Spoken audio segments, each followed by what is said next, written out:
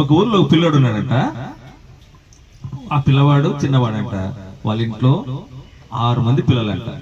వాళ్ళ నాన్న చిన్నప్పటి నుంచి సిక్ అంట, ఆరోగ్యం అసలు ఏం బాగాలేదంట. వాళ్ళ నాన్న చదివించడం కూడా వాళ్ళందరినీ చాలా కష్టం అంట. అటువంటి పరిస్థితుల్లో తిండి పెట్టడానికి కూడా కష్టంగా ఉందంట. వాళ్ళ నాన్న కూడా టీచర్, అయినప్పుడు తిండి పెట్టలేని పరిస్థితి. అందుకే కష్టపడి చదువుతున్నారు. వాళ్ళ ఒక అబ్బాయి ఏం చేశారంట, ఇంకా నన్ను చదివించడానికి ఇంట్లో కష్టం అని చెప్పి ఏపీఆర్ స్కూల్కి ఎగ్జామ్ రాసేసి ఎంట్రన్స్ రాసి వెళ్ళిపోయాడు 6వ తరగతిలో. 6వ తరగతి లోపల 1 నుంచి 5 వరకు ఇంటికాడ చదువుకునేటప్పుడు మా నాన్నకు భారం ఉండకూడదు, మా నాన్న డబ్బులు అడగకూడదు, ఎందుకంటే మా నాన్నకు మెడికల్ ఎక్స్పెన్సర్ ఎక్కువ ఉంది, అక్కలను చదివేయాలి, అన్నం చదివేయాలి, డబ్బు ఎక్కువ ఉందని చెప్పి ఆ పిల్లోడు ఒక బాతు కొనుక్కున్నాడట. ఒక బాతు కొనుక్కొని ఆ బాతు రోజు ఒక గుడ్డు పెడితే అక్కడ దగ్గరున్న హోటల్కి 75 పైసలుగా ఆ గుడ్డు అమ్ముకొని ఆ వచ్చిన డబ్బులతో నోట్ పుస్తకాలు, పెన్ను, పెన్సిల్, టెక్స్ట్ బుక్స్ అన్ని కొనుక్కొని చదువుకునేవాడు. తర్వాత కొంతకాలం అయిన తర్వాత హాలిడేస్ వస్తాయి కదా, హాలిడేస్ వచ్చే లోపల వాళ్ళ ఇంటి దగ్గర పాలు పోసేవాళ్ళంట. ఆ పాలు పోస్తుంటే అంకుల్ నేను హాలిడేస్ కదా, నేను కూడా ఇంటి తిరిగి పాలు పోస్తా, నాకు డబ్బులు ఇస్తావంటే 5 రూపాయలు ఇస్తారంట సంవత్సరం నెలకి.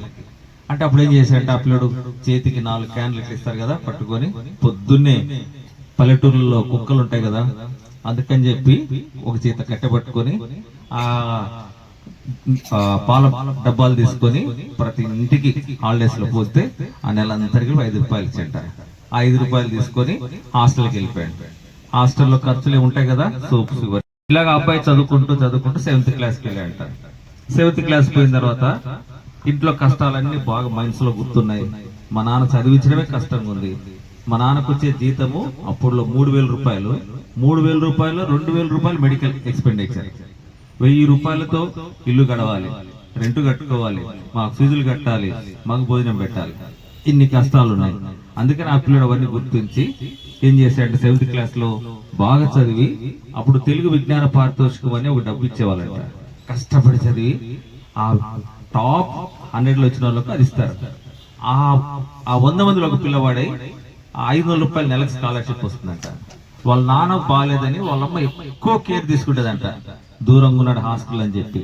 అందుకని అబ్బాయి స్కాలర్షిప్ 7వ తరగతిలో మంచి మార్కులు వస్తే 8, 9, 10 తరగతులకు నెలకు 500 రూపాయలు స్కాలర్షిప్. ఇప్పుడైతే 50,000 అనుకోవచ్చు, అప్పుడు 500.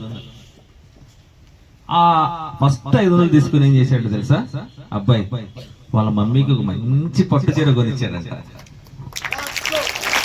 ఎందుకంటే వాళ్ళ మమ్మీ బాగా చూసుకుంటుందని మమ్మీ పట్టు చీర కొనిచ్చాడంట. తర్వాత వచ్చిన 2, 9, 10 తరగతులు వచ్చిన డబ్బులు తీసుకెళ్లి మళ్ళీ వాళ్ళ అమ్మకి ఇచ్చాడంట, నాన్న ఖర్చులకు వాడుకోండి అని చెప్పి, పెద్ద మనిషి లాగినవి. అలాగే 10th లో మంచి మార్కులు వస్తే వెంటనే అక్కడికి 700 రూపాయలు ఇంటర్మీడియట్ 2 సంవత్సరాలకు వచ్చింది. ఆ 10th లో మళ్ళీ మా నాన్న వాళ్ళకి ఇంటికి భారం ఉండకూడదని కష్టపడి చదివి ఏపీఆర్ జేసీలో జాయిన్ అయ్యాడంట. ఏపీఆర్ జేసీలో మంచి మార్కులు వచ్చి బాగా చదువుకొని ఎంబీబీఎస్ రాస్తే ఎంబీబీఎస్ ఫస్ట్ అటెంప్ట్ లో సీట్ వచ్చిందంట. వచ్చి మెడిసిన్ జాయిన్ అయిన తర్వాత మెడిసిన్ జాయిన్ అయిన మరుక్షణమే వాళ్ళ నాన్న చనిపోయాడంట. వాళ్ళ నాన్న ఆ మెడిసిన్ సీట్ వచ్చింది నా కొడుకుని ఎంజాయ్ చేద్దాం అనుకుంటే అసలు ఆలోచించే లోపలే ఎంసెట్ రిజల్ట్ రాకమునిపే వాళ్ళ నాన్న చనిపోయాడు. ఎంసెట్ వచ్చింది, జాయిన్ అయ్యాడు. జాయిన్ అయిన తర్వాత ఖర్చులు ఉంటాయి, గవర్నమెంట్ సీటే, ఫీజులు కట్టాలి కదా, ఇంట్లో డబ్బులు ఏమి లేవు. వాళ్ళ నాన్నకు మెడికల్ ఖర్చు అంతా అయిపోయింది. ఏం చేశాడంటే అబ్బాయి మళ్ళీ మెడిసినే మానేశాడు. మానేసి అందరు గెలిపించి మానిపించారంట. వద్దు, నీకు 3 చెల్లెలు ఉన్నారు, వాళ్ళు చదువుకోవాలంటే నువ్వు చదువుకుంటే వాళ్ళు ఎట్లా సాగుతారని చెప్పి వాళ్ళ నాన్న ఉద్యోగం అబ్బాయికి ఇచ్చారంట. వాళ్ళ నాన్న ఉద్యోగం తీసుకొని చిన్న వయసులోనే చాలా బాధతో 1 సంవత్సరం అంతా ఏడ్చి మెడిసిన్ జాయిన్ వెనక్కి వచ్చానని చెప్పి 3 నెలలు చదివిన తర్వాత వెనక్కి వచ్చా. అప్పటికి ర్యాగింగ్ పార్టీ కూడా అయిపోయింది, ఇంకా రెగ్యులర్ క్లాసెస్ స్టార్ట్ అయినాయి, జాయిన్ అయ్యాను. ఆ తర్వాత అబ్బాయి కష్టపడి ఉద్యోగంలో మనసు చంపుకొని జాయిన్ అయ్యి, తర్వాత ఇదే దేవుడు ఇట్లా పెట్టాడు నా విధిరాత అనుకొని ఉద్యోగంలో జాయిన్ అయ్యి, తర్వాత ఆ 3 చెల్లెలను వాళ్ళ నాన్న చనిపోయటానికి ఆ పిల్ల లాస్ట్ పాప 1వ తరగతి చదువుతుందంట. తను జాబ్ చేసి ఆ 3 పీజీలు చేయించాడు, అంటే పోస్ట్ గ్రాడ్యుయేషన్. ఒక పాప ఎంఎస్సి కెమిస్ట్రీ, ఒక పాప ఎంఎస్సి ఐటీ, ఒక పాప ఎంఎస్సి ఫిజిక్స్, 3 యూనివర్సిటీలో చదివించాడు. చదివించి చక్కగా వాళ్ళందరికీ పెళ్లిళ్ళు చేసి సెటిల్ చేశాడట. అంటే అబ్బాయి చిన్నప్పుడు చదువుకోవడానికి ఏమి అనుకూలత లేవు, ఆర్థిక పరిస్థితి బాగలేదు. హాస్టల్లో చదువుకుందామంటే క్షణక్షణం నాన్న గుర్తొస్తాడు.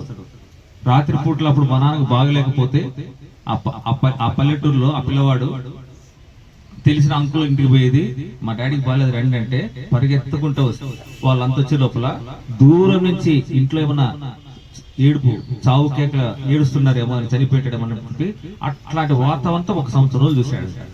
బయటికి పోయి ఇంటికి వస్తాడంటే ఏమైనా ఇంట్లో ఏడుపులు పడుతున్నాయని చెప్పి అంత కష్టకాలు పెరిగి కష్టపడి చదువుకొని చెక్స్ రాసి తర్వాత అంచెలంచెలు ఎదుర్కొంటూ ఒక స్థాయికి వచ్చేసాడు. ఆ పిల్లవాడు ఎవరో కాదు, నేనే.